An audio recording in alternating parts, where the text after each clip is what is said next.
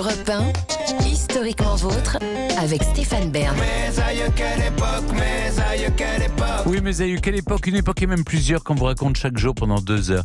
Toujours avec Jean-Luc Lemoyne, David Castel-Lopez qu'on retrouve dans un instant. Mais maintenant avec vous, Olivier Pouls, vous êtes notre guide culinaire vivant et même bon vivant. Ça s'est passé dans le passé, on remonte au Moyen-Âge pour découvrir les buffets fastueux à la table des seigneurs. Absolument. Jusqu'à une période très récente, je crois que de tout temps, les hommes ont adoré 2 choses, faire la guerre et s'empiffrer. Des empereurs romains aux rois de France, en passant par les seigneurs du Moyen-Âge, la table était l'occasion de montrer sa richesse et sa puissance, tout comme la guerre d'ailleurs. Alors parfaitement codifiés, ces fameux banquets moyenâgeux étaient l'apanage des grands seigneurs qui, en invitant des convives issus de classes inférieures, montraient ainsi leur puissance. Il faut imaginer la scène, de grandes tables disposées en U, un peu presque comme ici d'ailleurs. Le seigneur se place au bout de la table. Comme ici. Comme ici. Exactement. Ses invités de marque le long, en fonction de leur rang, ils prennent place sur les côtés, plus ou moins loin du seigneur. Ça m'inquiète parce que c'est moi le plus loin d'ailleurs aujourd'hui. Comme ça, je vous ai dans ma ligne de mire, je vous vois. Voilà. Et donc le son du corps invite les convives à prendre place. Les tables sont recouvertes de nappes et le panetier dispose ce qu'on appelle les tranchoirs. Alors les tranchoirs, ce sont d'épais morceaux de pain rassis qui servent d'assiette. Oui. Il n'y a pas d'assiette en porcelaine à l'époque. Et c'est ce qui a donné le nom de copain. Voilà, exactement. On partageait le pain. Le pain. Et les copines Après. La tartine.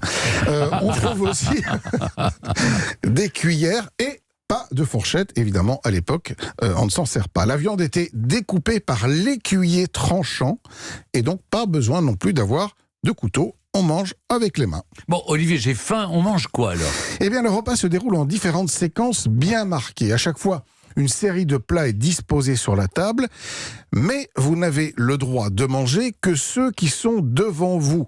Et selon votre rang social, ce sera plus ou moins raffiné. À l'époque, on commence le repas par les fruits, ce qui, au demeurant, est très malin d'un point de vue diététique. Oui, il vaut paraît. mieux manger les fruits au début, c'est meilleur pour la digestion. Ce qui l'est moins, c'est qu'on les accompagne de pâtés, de boudins ou de beignets. Arrivent ensuite les potages. Du boudin aux pommes, C'est très bon. Ouais, ça se mange toujours.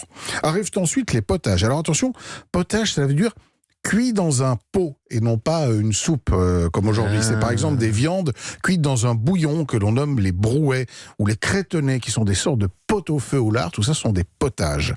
Alors j'espère que vous avez encore faim, les amis, parce que c'est pas fini. Ah oui, alors vivement la suite, parce que là, j'ai quand même la dalle.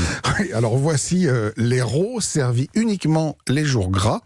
Les rots, oui, alors c'est pas le bruit sonore oui, c'est ça, parce que certains c'est les font, rôtis en fait. Voilà, eh ben oui, ce sont les grosses pièces de viande rôtie, gibier à plumes et à poil, animaux d'élevage comme le porc, mais aussi les volailles, les cygnes, le paon, la grue, le cormoran, ouais, tout y passe. Le cygne, la grue. Oui, on mange du cygne, on mange des grues, ouais, tout y passe.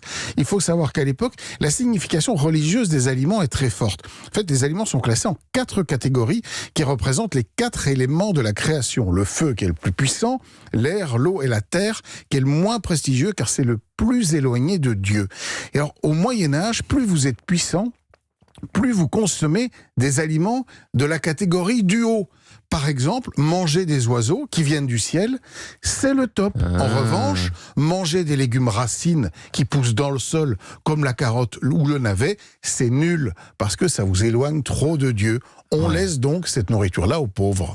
Ouais. Et il y a quoi comme dessert ? Alors attendez un peu, on va d'abord servir les entremets, servis alors que les troubadours amusent l'assistance. Les entremets sont des œufs, des céréales, des plats en sauce, parce qu'on a encore un peu faim.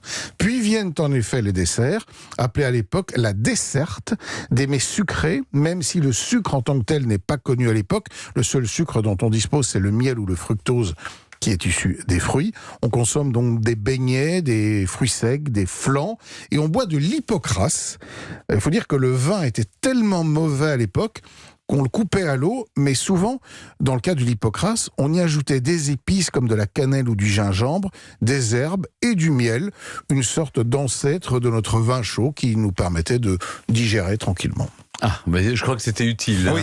après un tel Il n'y avait repas. pas d'Alka-Seltzer encore, Oui. donc un peu d'hypocras. Merci Olivier. Mes aïeux, quelle époque. Et dans un instant, c'est le début de la fin. ou le début tout court, puisqu'avant de partir, on remonte aux origines avec David Castel-Lopez et son camouflage militaire.